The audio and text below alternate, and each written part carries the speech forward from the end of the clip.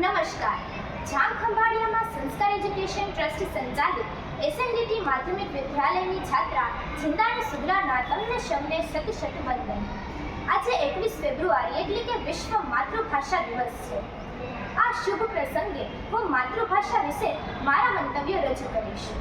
મારા મંતવ્યોને જો લેખકોના મંતવ્યો સાથે સરખાવું તો શ્રી હર્ષદ શાહ કહે છે કે માતૃભાષામાં જ શિક્ષણ આપવું જોઈએ એ વાત વિશ્વના દરેક દેશો સારી પેઠે સમજી રહ્યા છે, સિવાય એક ભારત.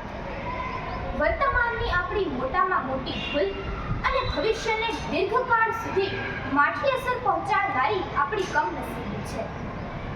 અંગ્રેજી ભાષાના ગ્રહણમાંથી ભારત મુક્ત જ નથી થઈ શકતું.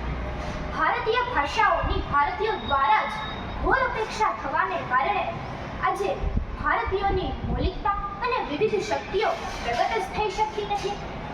શક્તિશાળી ભારતીયો વિદેશ જઈને પોત પ્રકાશે છે અને ભારતીય મગજ દ્વારા જ વિદેશને સંપન્ન કરે છે, પરંતુ ભારતને પોતાના જ દેશને વિકાસથી વંચિત રાખે છે.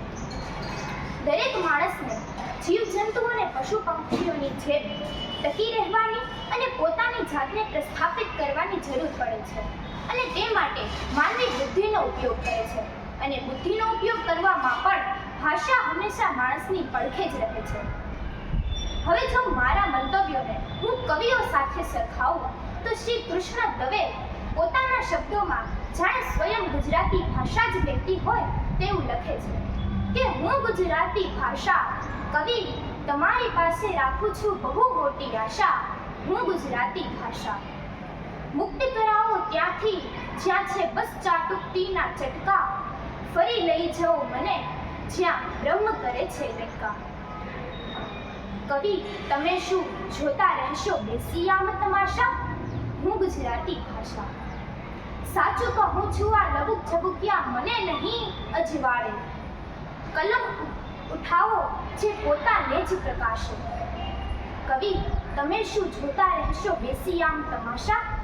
હું ગુજરાતી ભાષા. અસ્તુ.